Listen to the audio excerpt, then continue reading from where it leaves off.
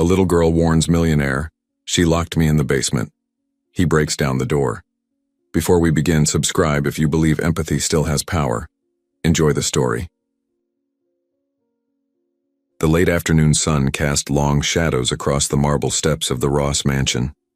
Ethan Ross had worked 20 years to afford this sanctuary, but today, something felt different. The house seemed too quiet, too still. As his black sedan pulled into the driveway, Ethan loosened his tie and glanced at his phone. 3 missed calls from his fiancée, Vanessa. He'd been away for 5 days on a business trip to Seattle, finalizing the largest sustainable housing development his company had ever undertaken. All he wanted was to see the 2 people who mattered most: Vanessa, the woman who'd brought light back into his life after 7 dark years, and little Lily, the 6-year-old they'd recently welcomed through temporary adoption. He stepped out of the car, breathing in the familiar scent of jasmine from Vanessa's garden. Yet something nagged at him. Where was Lily's bicycle, usually scattered on the front lawn? Where were the colorful chalk drawings that typically decorated the driveway? As he climbed the steps, his phone buzzed. A text from an unknown number. "She's locked in the basement." Ethan stopped cold, his hand frozen on the brass door handle. The message felt like ice water in his veins. Who would send such a thing? The front door opened before he could reach for his keys. Vanessa appeared, radiant as always, her blonde hair perfectly styled, her smile warm and welcoming. "Darling," she exclaimed, wrapping her arms around him. "I've missed you so much. How was Seattle?" Ethan forced himself to return her embrace, but his mind raced. "Where's Lily? I brought her something from my trip." Vanessa's smile never wavered. "Oh, she's sleeping, sweetheart. Poor little thing has been so tired lately. She's been asking for you, but I thought it best to let her rest." "Sleeping? It's only 6 o'clock. She had a long day. She practically fell asleep at dinner." Vanessa took his briefcase. "Come, I'll make you coffee. You look exhausted." Ethan nodded, but his eyes wandered to the staircase. In the 5 weeks since Lily had come to live with them, she'd never gone to bed this early. The silence felt heavy, unnatural. As Vanessa moved toward the kitchen, Ethan pulled out his phone and dialed Lily's number. He'd gotten the 6-year-old her own phone, a simple device that could only call him Vanessa or 911. The phone rang once, twice, 3 times. No answer. "Lily's not picking up," he called to Vanessa. "Oh, you know how soundly she sleeps," Vanessa replied from the kitchen. "Plus, I think her phone battery might be dead." Ethan's unease deepened. Lily was obsessive about keeping her phone charged. He climbed the stairs, his footsteps echoing in the unusually quiet house. "Lily? Sweetheart, it's Ethan. I'm back from my trip." Silence. He turned the handle and pushed the door open. The room was neat, almost too neat. Lily's bed was made with military precision, something that struck him as odd. Her stuffed animals sat in a perfect row on her pillow, when usually they were scattered around the room. Take a moment to think about the times when your instincts told you something wasn't right. Sometimes our hearts know things our minds haven't figured out yet. Ethan stood in Lily's empty room, the anonymous text message burning in his mind. "She's locked in the basement." He walked to Lily's window and looked down at the backyard. Where were the toys that usually littered the lawn? "Find anything you're looking for?" Ethan turned to find Vanessa standing in the doorway, still smiling, but something in her eyes seemed sharper now. "Just checking on her," he said. "I brought her a snow globe from Seattle." "How thoughtful." "You can give it to her tomorrow when she wakes up." Vanessa moved into the room and began adjusting things that were already perfect. Ethan's attention was caught by something on Lily's desk. A small, brownish stain. It looked like blood. "What's that?" he asked, pointing to the stain. Vanessa glanced over and shrugged. "Oh, that. The cat knocked over her juice box earlier, made quite a mess." "We don't have a cat," Ethan said quietly. Vanessa paused for just a fraction of a second. "Mr. Frank's cat, from next door. It got in through the garden door earlier today, before." Explanation was smooth, reasonable. But Ethan had known Lily for 5 weeks now, and cranberry juice was one of the few things she absolutely refused to drink. "I'm going to check the basement," he said suddenly. "I think I left some files down there." For the first time since he'd arrived home, Vanessa's perfect composure cracked. Just slightly. "The basement? Why would you need to go down there?" "Had some construction reports that I might have stored down there." "I'll help you look," she said, moving toward the door. "No need," Ethan replied, already heading for the stairs. "I know where they are." The basement smelled different. Not musty or stale as he'd expected, but lived in. Like someone had been spending time down here. At the bottom of the stairs, he paused and listened. He could swear he heard something. A faint sound like scratching. He followed the sound toward the storage area. The scratching grew louder as he approached the old wine cellar door. The scratching was definitely coming from behind that door. His heart pounding, Ethan tried the handle. Locked. But this door had never been locked before. "Hello?" he called softly. "Is someone there?" The scratching stopped immediately. Then, so faint he almost missed it, came a sound that made his blood freeze. "Help?" It was a child's voice. Lily's voice, sometimes. The truth is hidden in the places we least expect to look. What would you do if you heard a voice calling for help? Ethan's hands shook as he fumbled for his phone, his mind reeling. Lily was behind that locked door. But how? Why? Vanessa said she was sleeping upstairs. Vanessa, who had been nothing but kind and loving. Vanessa, who had brought joy back into his life. "Lily?" he called again, his voice barely above a whisper. "Lily, is that you?" "Ethan?" The voice was weak, frightened, but unmistakably hers. "Ethan, please help me, I can't get out." His heart hammered against his ribs as he tried the handle again, pulling and pushing with desperate force. The lock held firm. What kind of lock was this? And where was the key? "I'm here, sweetheart. I'm going to get you out. Can you tell me how long you've been in there?" "I don't know," came the small, scared voice. "A long time since you left." She said you didn't want to see me anymore. She said I had to stay here until you decided if you wanted to keep me." Ethan's vision blurred with rage and disbelief. "That's not true, Lily. That's not true. At all. I've been thinking about you every day. I brought you presents. I never said any of those things." "I know," Lily whispered. I knew she was lying. But she locked the door and took my phone. I tried to call you, but she said if I made noise, you'd send me away forever. Ethan closed his eyes, trying to process what he was hearing. The woman he loved, the woman he was planning to marry in 2 months, had locked a 6-year-old child in a basement storage room. It was unthinkable. Impossible. "I'm going to find the key," he told her. "Stay strong, okay? I'm not leaving you." He ran back, upstairs, his mind racing.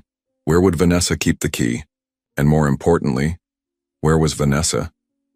He'd expected her to follow him downstairs to ask what he was doing. Her absence now seemed ominous. The kitchen was empty, but he could hear water running in the master bathroom upstairs. She was taking a shower. Good. That gave him time to search. He started with the obvious places, the kitchen drawers, the small table by the front door where they kept miscellaneous keys. Nothing. Then he remembered the small jewelry box on Vanessa's vanity. She kept spare keys there sometimes. Moving as quietly as possible, he crept upstairs. The shower was still running. He slipped into their bedroom and approached Vanessa's vanity. The jewelry box was locked, but he knew where she kept that key, under the decorative bowl where she put her earrings. Inside the jewelry box, among her rings and necklaces, he found several keys he didn't recognize. One was small and old-fashioned, the kind that might fit an antique wine cellar door. As he pocketed the keys, his eyes fell on something else in the jewelry box that made his stomach drop. Lily's phone. The safety phone he'd given her. The one Vanessa claimed might have a dead battery. The shower stopped. Ethan quickly closed the jewelry box and headed for the door, but Vanessa's voice stopped him. "Darling, is that you?" "Just getting changed," he called back, forcing his voice to sound normal. "Don't mind me. Did you find those files you were looking for?" The question was casual, but there was something underneath it. A careful probing. "Still looking," he replied. "You know how disorganized I can be." He heard her moving around in the bathroom, the sounds of her evening routine. He had maybe 10 minutes before she came looking for him. Racing back to the basement, he tried the first key. It didn't fit. The second one was too large. The third, click. The lock turned, and Ethan pulled the door open. What he saw inside would haunt him for the rest of his life. Lily was huddled in the corner of the small space, sitting on a thin blanket. She was still wearing the yellow dress he'd last seen her in 5 days ago, but it was dirty and wrinkled. There was a small scratch on her cheek, and her usually bright eyes were dull with exhaustion and fear. But she was alive. She was alive, and she was looking at him with such relief and hope that it nearly broke his heart. "Ethan!" She struggled to her feet and ran to him, wrapping her small arms around his waist. "You came back. You came back for me." He knelt down and held her tight, feeling her small body trembling against his. "Of course I came back. I would always come back for you. Always." Over her head, he could see the makeshift prison Vanessa had created. A few bottles of water, some crackers, a bucket in the corner that made his stomach turn. How could anyone do this to a child? How could the woman he loved, the woman he planned to marry, do this to an innocent little girl? "We need to get you out of here," he whispered. "Can you walk?" Lily nodded, but as they moved toward the door, they heard footsteps on the basement stairs. "Ethan?" Vanessa's voice drifted down, sweet and concerned. "Are you still down there? I thought I heard voices." Ethan's mind raced. If Vanessa found them like this, what would she do? Would she try to explain it away? Would she hurt Lily? He couldn't risk it. "Quick," he whispered to Lily. "Hide behind those boxes. Don't make a sound until I tell you it's safe." Lily's eyes widened with fear, but she nodded and disappeared behind a stack of storage containers. Ethan quickly locked the wine cellar door and pocketed the key, then turned to face Vanessa as she appeared at the bottom of the stairs. She looked radiant, dressed in a silk robe, her hair damp from the shower. But now, looking at her with new eyes, Ethan could see something he'd missed before. Something cold and calculating behind her warm smile. "There you are," she said, moving toward him. "Find what you were looking for?" "Not yet," he managed. "Maybe they're in my office after all. Maybe." She was studying his face carefully. "You look upset. Is everything all right?" "Just tired. Long trip, you know." Vanessa nodded, but her eyes moved past him to the wine cellar door. "You know, I was thinking, maybe we should have that old door removed, or at least get a better lock for it, for security reasons." The words sent a chill through him. She was talking about improving her prison for Lily. "Good idea," he said, amazed at how steady his voice sounded. "We should definitely look into that." They stood there for a moment, two people who were supposed to love each other, each hiding devastating secrets. Finally, Vanessa smiled and took his arm. "Come upstairs, darling. I'll make you some tea. You really do look exhausted." As they climbed the stairs together, Ethan's mind worked frantically. He had to get evidence, he had to prove what Vanessa had done. But more importantly, he had to get Lily out of this house safely, and he had to do it all without Vanessa realizing that he knew the truth. Trust can be the most fragile thing in the world. When someone we love betrays that trust, how do we find the strength to face the truth? Ethan sat at the kitchen table, mechanically sipping the tea Vanessa had made him, while his mind raced with plans. Lily was still hidden in the basement, frightened and alone. Every minute that passed felt like an eternity. "You're quiet tonight," Vanessa observed, settling into the chair across from him. "Usually you're full of stories after a business trip." "Just processing everything," he said. "The Seattle deal is bigger than I thought. More moving parts to consider." "Tell me about it." You know I love hearing about your work. She was playing the part of the supportive fiancé perfectly, but now Ethan could see the performance for what it was. How had he been so blind? How had he missed the subtle manipulations, the carefully constructed facade? Actually, I'm wondering if I should check the security cameras, he said, testing her reaction. While I was gone, I mean. Just to make sure everything was normal here. Vanessa's hand tightened almost imperceptibly around her teacup. Security cameras? Why would you need to do that? Routine, mostly. And I got some strange texts while I was away. Probably nothing, but you know how paranoid I can get about home. Security. What kind of strange texts? Anonymous numbers. Probably just spam, but they mentioned our address. Made me a little nervous. It wasn't entirely a lie. He had received the text about Lily being locked in the basement, though it was. Hardly spam. I'm sure it's nothing, Vanessa said smoothly. But if it makes you feel better, of course we should check. They moved to his home office, where the security system's main controls were located. Ethan pulled up the camera feeds on his computer, starting with the 5 days he'd been away. What he found made his blood run cold. Massive gaps. Hours of missing footage, deleted with surgical precision. The cameras had captured normal household activity, then suddenly jumped forward in time, skipping over entire days. Someone with access to the system had methodically erased evidence. That's strange, he said, pointing to the gaps. Look at these timestamps. We're missing almost 3 full days of footage. Vanessa leaned over his shoulder, studying the screen. How odd. Maybe there was a power outage or a system malfunction. The backup battery should have prevented that. And look, he pointed to a specific gap. This deletion happened yesterday, while the system was running normally. Someone manually erased this footage. Maybe we should call the security company, Vanessa suggested. Have them run a diagnostic.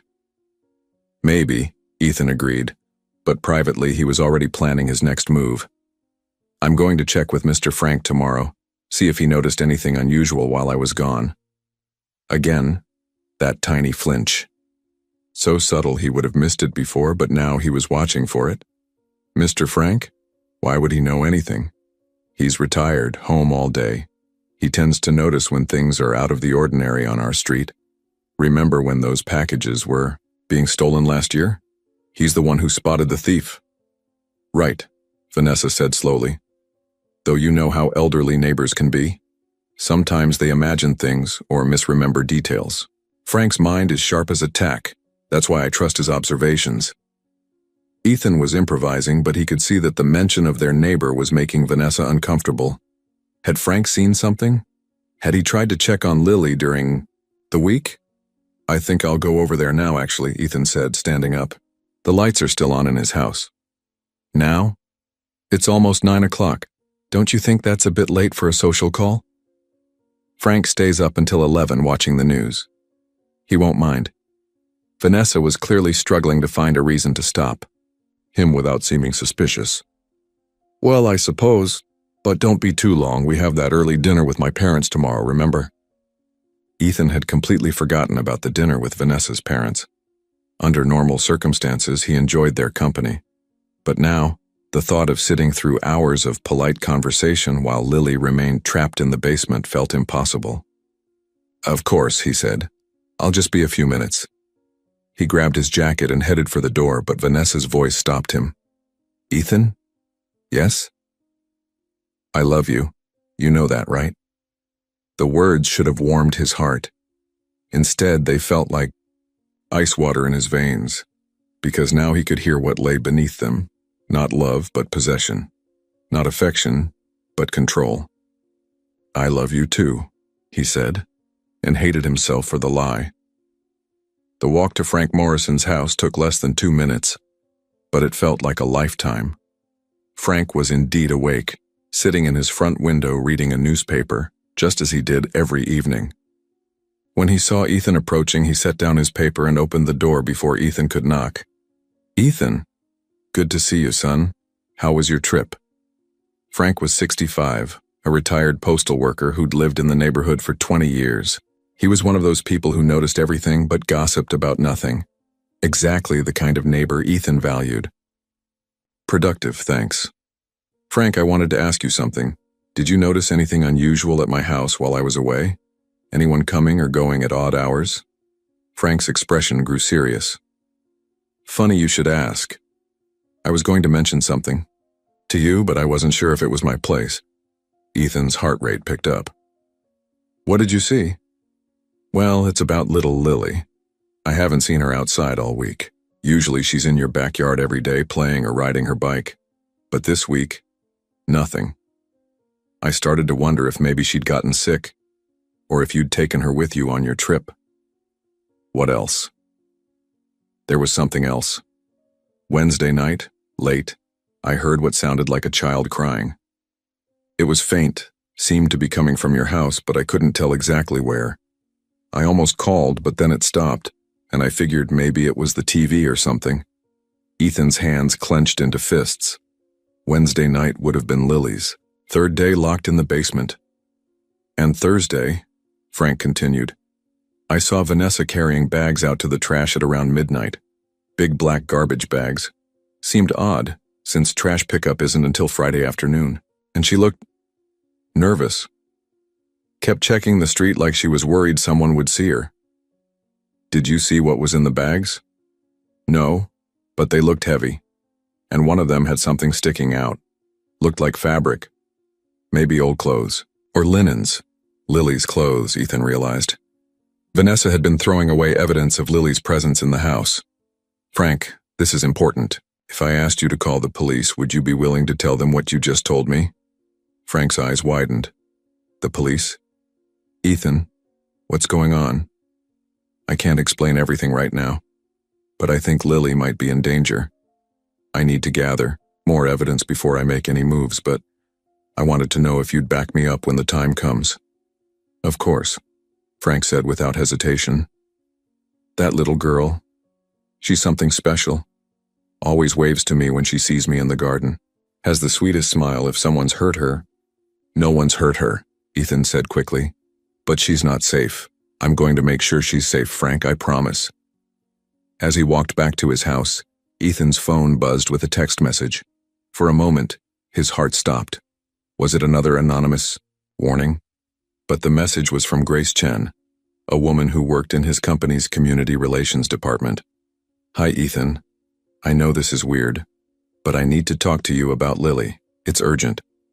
Can you call me? Grace was in her late 20s, earnest and dedicated to her work with local foster care programs. She'd been the one to connect them with Lily's caseworker. But why would she be texting him at 9 at night? He dialed her number immediately. Ethan, thank God, Grace answered on the first ring. I've been trying to figure out how to approach this. I found something today that I think you need to know about. What kind of something? It's about Lily's mother, the woman who died in the car accident. I was going through some old files trying to help another family, and I found a letter that was supposed to be given to Lily when she turned 18. But I think you need to see it now. What does it say? I can't tell you over the phone. Can you meet me somewhere? Tonight? Ethan glanced back at his house where Vanessa was waiting, where Lily was still hidden in the basement, scared and alone. I can't leave right now. Can you come to me? Or, no, that won't work either. Ethan, what's wrong? You sound stressed. Grace, I need to ask you something, and I need you to be completely honest. When you first connected us with Lily's case, was Vanessa involved in the process? Did she speak to any of the social workers directly? There was a long pause. Yes, actually. She called several times, said she was handling the paperwork for you because you were so busy with work. She seemed to know exactly what kind of child you were looking for. Age, background, everything. I thought it was sweet how involved she was. Ethan closed his eyes. Vanessa had orchestrated the whole thing. She'd specifically requested Lily, but why? What was special about this particular child? Grace, I need you to bring me that letter, and I need you to bring it now. Can you meet me at Frank Morrison's house? He's my neighbor at 1247 Maple Street. Ethan, you're scaring me. What's going on? I can't explain yet, but please trust me, this is about Lily's safety. I'll be there in 20 minutes. As Ethan hung up the phone, he realized that Vanessa would expect him back soon. He had to return too. The house had to keep playing the part of the unsuspecting fiancé, but first he had to let Lily know that help was coming. He slipped back into the house through the garden door, grateful that Vanessa was upstairs. Moving as quietly as possible, he made his way to the basement and unlocked the wine cellar door. Lily was exactly where he'd left her, huddled behind the boxes. When she saw him, relief flooded her face. "Ethan, I thought you weren't coming back." He knelt down and took her small hands in his. "Listen to me very carefully, sweetheart. I'm going to get you out of here tonight, but I need you to be patient just a little bit longer. Can you do that for me?" Lily nodded, though her lower lip trembled. "She's been coming down here," she whispered. "She brings me food, but she says mean things. She says you don't really want me, that you're just keeping me because you feel sorry for me." Ethan's heart broke a little more. "None of that is true, Lily. None of it. You are wanted. You are loved. And I'm going to prove it to you very soon. Promise?" "I promise. Now, I have to go back upstairs for a little while, but I'll be back, and when I come back, we're leaving this house together, okay?" "Okay." He locked the door again, hating himself for it, and returned upstairs. Vanessa was in the living room reading a magazine. "How was Frank?" she asked without looking up. "Fine, he's doing well." Ethan sat down across from her, studying her face. "Actually, he mentioned something interesting. He said he hasn't seen Lily outside all week, found it odd." Vanessa's page-turning paused for just a moment. "Well, like I said, she's been sleeping a lot. And when she was awake, we mostly stayed inside. It's been quite warm." "Has it?" "I hadn't noticed. You know how I worry about children getting too much sun. Fair skin like hers can burn so easily." Everything she said was reasonable, caring even. But now Ethan could see it for what it was, a carefully constructed web of lies designed to explain away Lily's absence. His phone buzzed. A text from Grace. "I'm here." "I need to step outside for a moment," he told Vanessa. "Frank wanted to show me something in his garden, some problem with his roses." "At this hour?" "He has new solar lights. Says they make it easy to see the damage." Vanessa nodded, but he could feel her watching him as he left the house. Frank was waiting in his front yard with Grace, a petite woman with kind eyes who looked deeply concerned. In her hands was an envelope, yellowed with age. "This is it," she said, without preamble. "The letter from Lily's mother. Ethan, I don't know how to tell you this, but just show me." Grace handed him the envelope. His name was written on the front in handwriting he didn't recognize. Inside was a single sheet of paper covered in the same feminine script. As Ethan read the letter, his world turned upside down. Sometimes the most important truths are the ones we never expected to find. What would you do if you discovered that everything you thought you knew about your life was wrong? The letter trembled in Ethan's hands as he read it by the glow of Frank's porch light. Grace and Frank stood nearby, their faces etched with concern, but their voices seemed to fade into the background as the words on the page rewrote everything he thought he knew about his life. "My dearest Ethan, if you are reading this, then I am gone and our daughter needs you. I know this will come as a shock. I know you don't even know she exists. But Lily is yours, Ethan. She was born exactly 9 months after that night we spent together after your divorce papers were finalized. I wanted to tell you, but you were so hurt, so raw from what Sarah had done to you. You kept saying you never wanted to trust anyone again, never wanted to be vulnerable to that kind of pain. When I found out I was pregnant, I thought about calling you 1,000 times, but I was scared. Scared you'd think I was trying to trap you like Sarah tried to do. Scared you'd reject both of us. So I raised her alone, and she is the most beautiful, intelligent, loving child you could imagine. She has your eyes, Ethan, your determination, your kind heart. She asks about her daddy sometimes, and I tell her that he's a good man who just doesn't know about her yet. I named her Lily because you once told me that lilies were the only flowers that could bloom in any season, in any conditions. You said they were survivors like you. Our daughter is a survivor too. If something happens to me, please don't let her go to just anyone. She deserves a family who will love her the way you would love her if you knew she was yours. There's a DNA test in my safe deposit box if you need proof, but I think once you meet her, you'll see the truth in her face. I'm sorry I kept her from you. I'm sorry I was too afraid to give you the choice, but please, if you're reading this, don't let my fears rob her of the father she deserves. Love always, Marina Rodriguez P.S. Box 847 at First National Bank. The key is taped under her crib. Tell her I loved her every day of her life. Ethan read the letter 3 times before the words fully sank in. Lily wasn't just a foster child they'd taken in. She was his daughter, his flesh and blood. The child he'd never known existed had been living under his roof for 5 weeks, and the woman he planned to marry had locked her in a basement. Marina Rodriguez, he whispered, the name triggering a flood of memories. She'd been a paralegal at his lawyer's office during the divorce proceedings. Kind, intelligent, beautiful in a quiet way. She'd worked late one night to help him understand some complex paperwork, and afterward they'd gone for coffee. Coffee had turned into dinner. Dinner had turned into a long conversation about betrayal and healing. And yes, there had been one night. He'd been in such a dark place then, convinced that he was destined to be alone. Marina had offered comfort without demanding anything in return. He'd thought about calling her afterward, but his lawyer had mentioned she'd taken a new job in another city. He'd lost track of her completely. Ethan? Grace's voice brought him back to the present. Are you okay?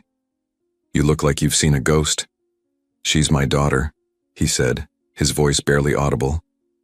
Lily is my daughter. Frank and Grace exchanged shocked looks. Are you sure? Grace asked. Look at the date. Ethan showed them the letter. Marina Rodriguez. I knew her. There was one night during my divorce. The timing matches exactly. But how did Vanessa end up with Lily? Frank asked. If the mother left specific instructions. Grace's face went pale.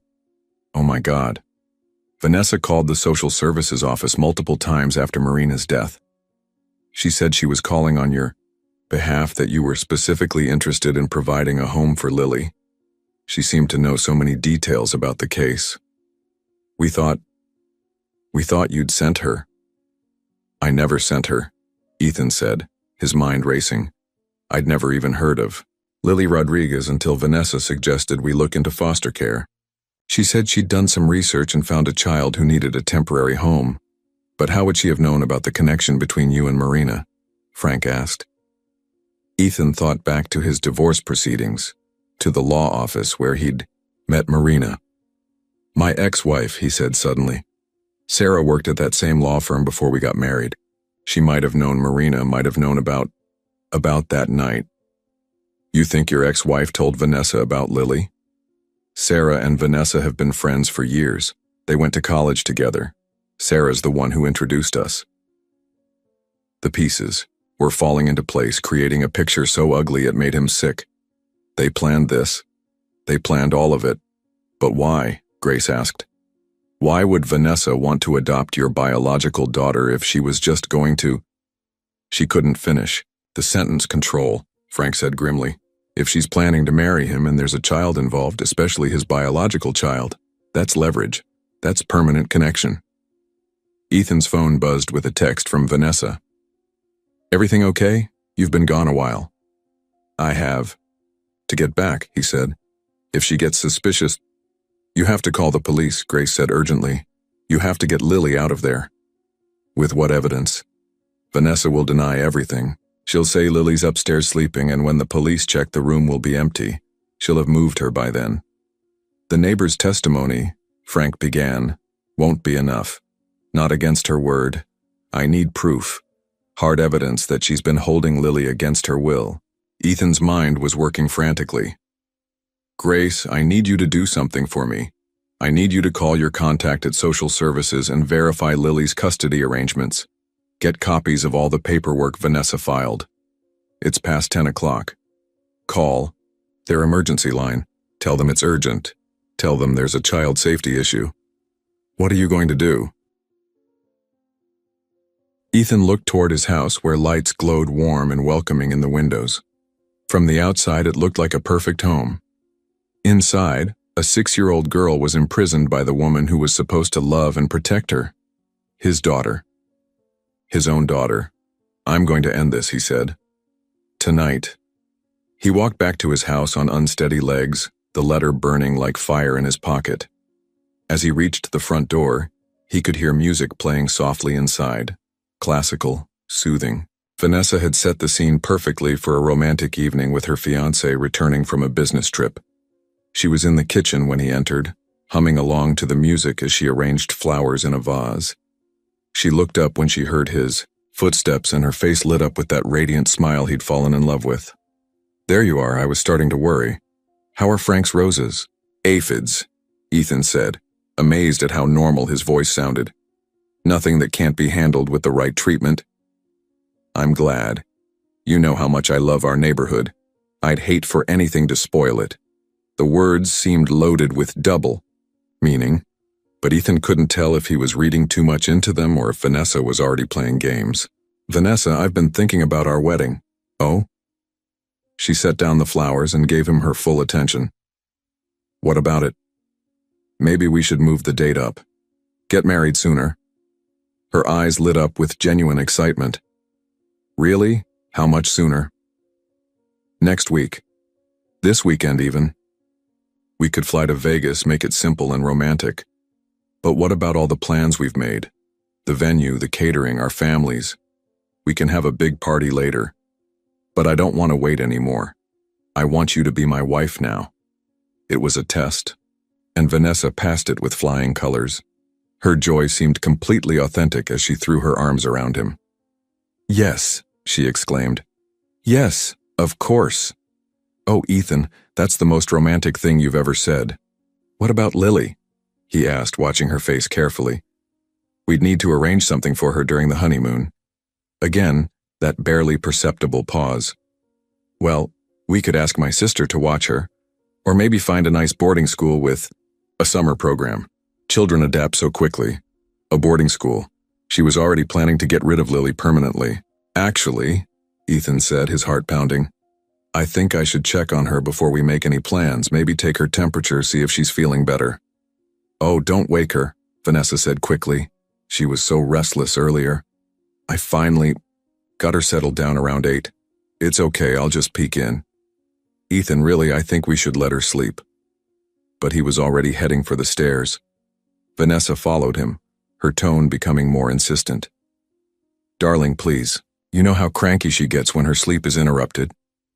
Ethan opened the door to Lily's room. The bed was still made with the same military precision, the stuffed animals arranged in their perfect row. He walked to the bed and pulled back, the covers revealing pillows arranged to vaguely resemble a sleeping child. Where is she, Vanessa? His voice was calm, but there was steel underneath it. When he turned around, Vanessa was standing in the doorway, and for the first time since he'd known her, her mask had slipped. She's fine, Vanessa said. She's safe. Where is she? Ethan, you don't understand the situation. That child, she's not what she seems. What are you talking about? Vanessa took a step into the room, her hands raised in a placating gesture. She's been telling lies about me, saying I've been mean to her, that I've hurt her. She's trying to turn you against me. She's 6 years old. 6-year-olds can be very manipulative, especially ones who've been in the system. They learn to play adults against each other. Ethan felt sick listening to her. This was how she'd rationalized locking a child in a basement, by painting the victim as the villain. Show me where she is, now. I will, but first you need to understand something. That child is not some innocent orphan we're helping out of the goodness of our hearts. She's a threat to everything we've built together. How could a 6-year-old possibly be a threat to us? Vanessa's eyes were bright with an intensity he'd never seen before. Because she's yours, Ethan. She's your biological daughter. The admission hung between them like a live wire. Ethan forced himself to look surprised. That's impossible. DNA doesn't lie. I had her tested the week after she arrived. Marina Rodriguez was her mother. Marina Rodriguez, the woman you slept with during your divorce. How did you know about Marina? Sarah told me. She knew Marina was pregnant, suspected it was yours. She's been keeping track of the child for years, waiting for the right moment to use the information. Use it how? Vanessa's laugh was bitter. Don't you see? Sarah wants you back. She's never gotten over losing you. When she found out about the child, she thought she could use her to drive a wedge between us. She told me about Lily, hoping I'd break up with you rather than deal with the complication of your secret daughter. But you didn't break up with me. Of course not. I love you too much for that. But I also wasn't going to let some little girl ruin everything we've worked for. So you decided to what, lock her away? I was protecting us. Do you have any idea what would have happened if the truth came out? The media would have had a field day. Millionaire CEO discovers secret daughter. Your reputation would have been destroyed. Our future would have been destroyed. Ethan stared at the woman he'd planned to marry, seeing her clearly for the first time. In her mind, she was the hero of this story. She'd convinced herself that imprisoning a child was an act of love. Where is she, Vanessa? She's safe. She's comfortable. I've been taking care of her. In the basement. Vanessa's expression didn't change. You know, I found her. I heard her calling for help. Then you know she's fine. A little scared perhaps, but unharmed. You locked a 6-year-old child in a wine cellar. I made sure she had everything she needed. Food, water, blankets. It was temporary, just until we could figure out a permanent solution. What permanent solution? What were you planning to do with her? For the first time, Vanessa looked uncertain. There are options. Private schools in other states, families who specialize in difficult children. You were going to sell her. I was going to find her a good home with people who could handle her needs. Ethan felt rage building in his chest, hot and dangerous. This woman had taken his daughter, and treated her like a problem to be solved, an obstacle to be removed. Get out of my way, he said quietly. Ethan, please, let's talk about this rationally. Get out of my way, or I will move you myself. Something in his tone must have convinced her that he meant it. Vanessa stepped aside and Ethan pushed past her toward the stairs. Where are you going? She called after him. To get my daughter. Ethan, wait. You don't understand what you're doing. But he was already running down the stairs, taking them 3 at a time. Behind him, he could hear Vanessa's footsteps, could hear her calling his name.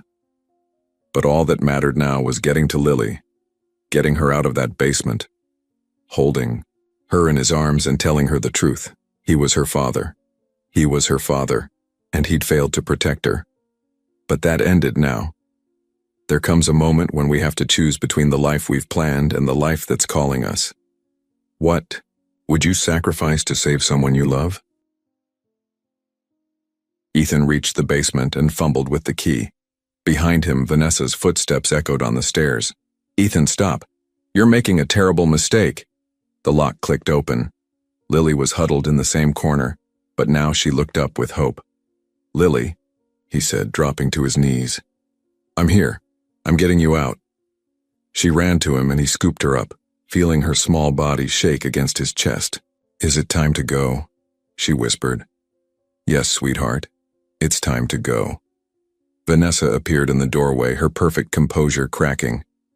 Put her down, Ethan. No. You don't know what you're doing. That child has been manipulating you.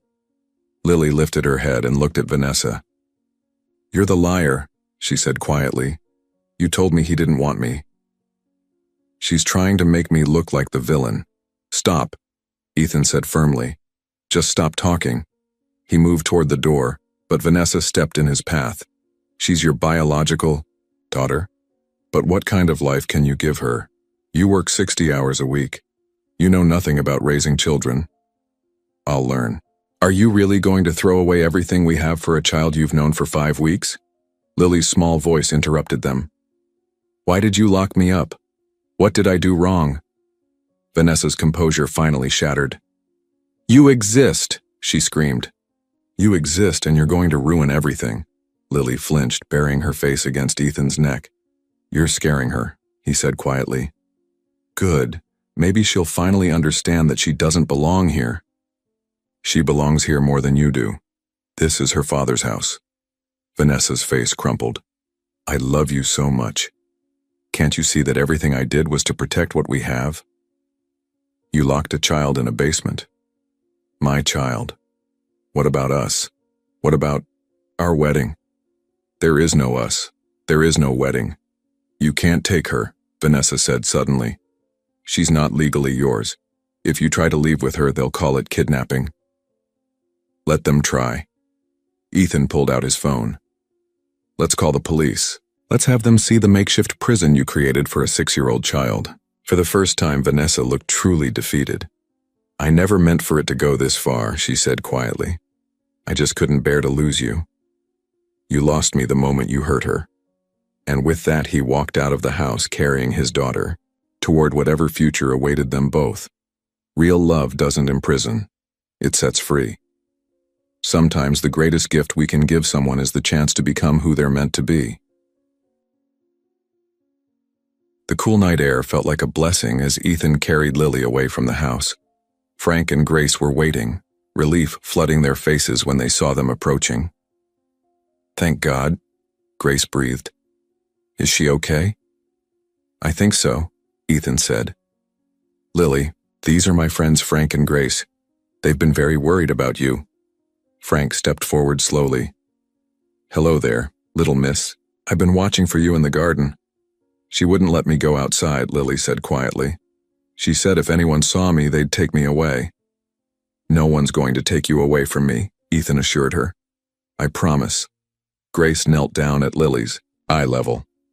"Sweetheart, I work with children who need help finding safe homes. Ethan is going to take very good care of you." Lily nodded, then asked, "Are you the lady who has the letter from my mama?" "Yes, how did you know?" "She told me about you. Before she died. She said if something happened to her, a nice lady named Grace would make sure I was okay." Tears sprang to Grace's eyes. "Your mama was a very special woman." "I know. She told me every day." Lily looked up at Ethan. "She told me about my daddy, too. She said he was a good man who just didn't know about me yet." "Lily," Ethan said gently, settling down so they were eye level. "What would you say if I told you that I'm your daddy?" Lily's eyes grew wide. She studied his face with intensity. "Really?" she whispered. "Really? Your mama and I met before you were born, but I didn't know about you until tonight. Is that why the mean lady locked me up?" "Yes, sweetheart. That's exactly why." Lily was quiet for a moment, then reached up and touched his face. "You have kind eyes, like Mama said you would, and you have your mama's beautiful smile. Are you going to send me away now?" "Never. You're my daughter, and daughters belong with their daddies. Even if I'm scared sometimes. Especially then. That's when you need your daddy the most." Lily nodded with serious gravity. "Okay. I'd like to be your daughter for real. You already are my daughter for real." Police cars arrived, their lights painting the neighborhood in alternating colors. Officer Martinez took the lead, kneeling near Lily, but not crowding her. "Hi there. I'm Officer Martinez. What's your name?" "Lily." "Can you tell me what happened?"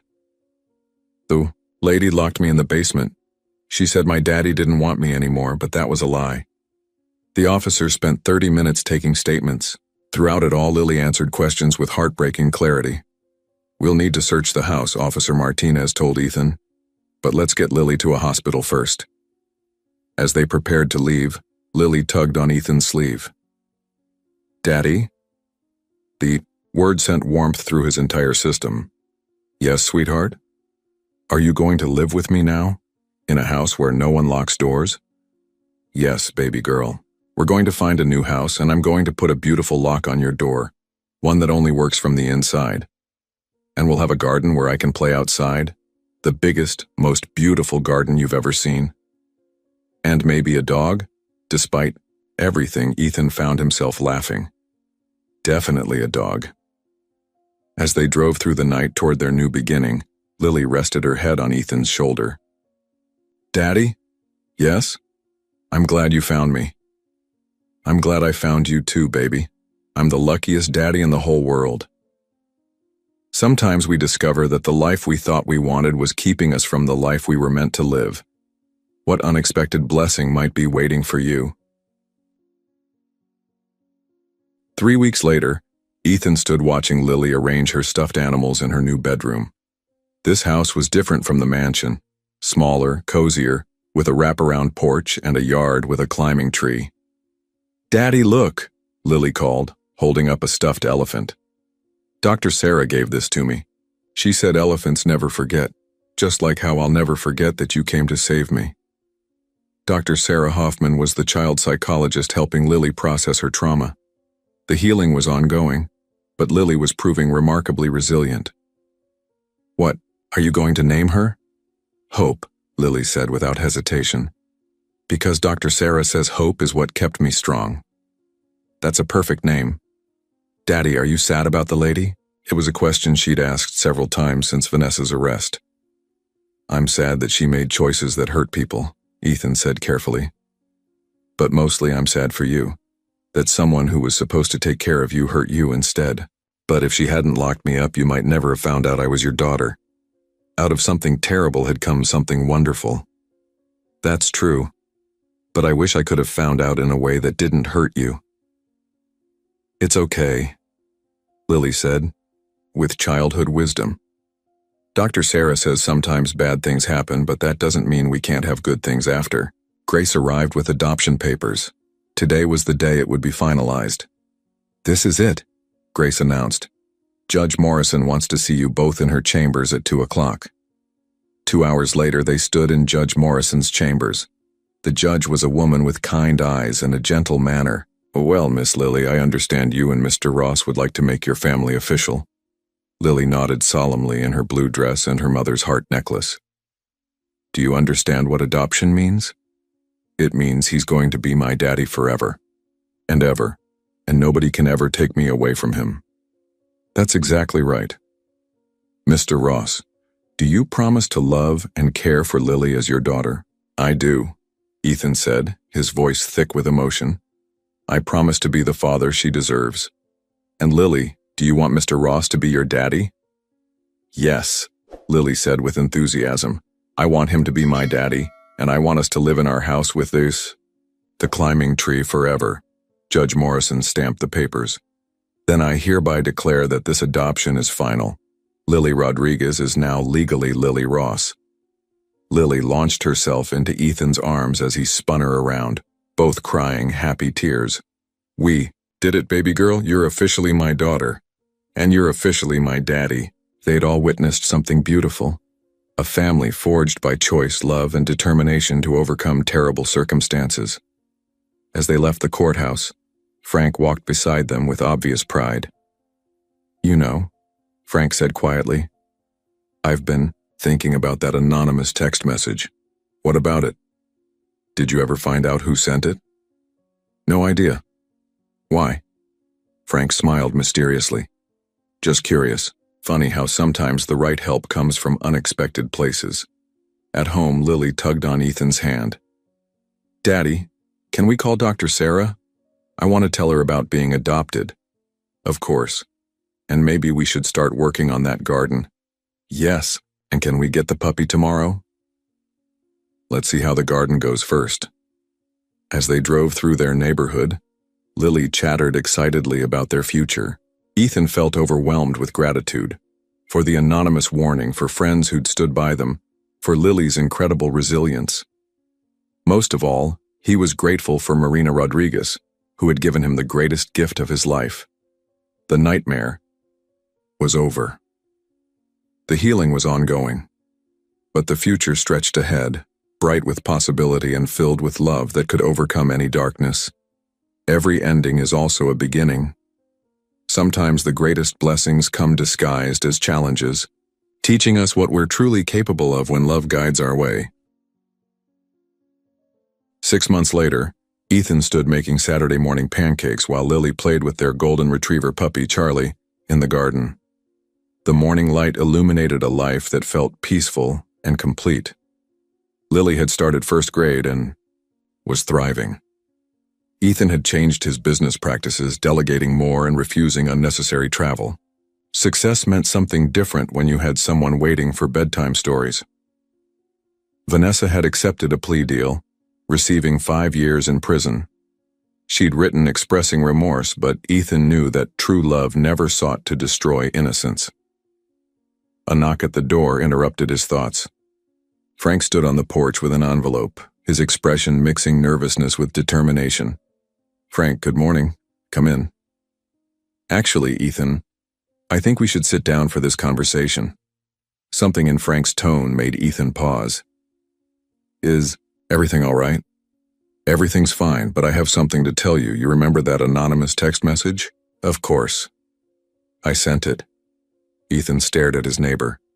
"You? How did you know?" Frank sighed deeply. "I've been watching that house for 20 years. I notice everything. Wednesday night, when I heard the crying, I couldn't let it go. So I went over to investigate. You broke in, borrowed your spare key. I was worried about Lily. When I couldn't find her anywhere, I heard her voice from the basement. She begged me to call you, but she was terrified. She wanted her daddy to be the one to save her." Frank paused, remembering that night. "So I told her I'd send you a message to help you find her. I bought a burner phone and sent that text." "Why didn't you tell me this sooner?"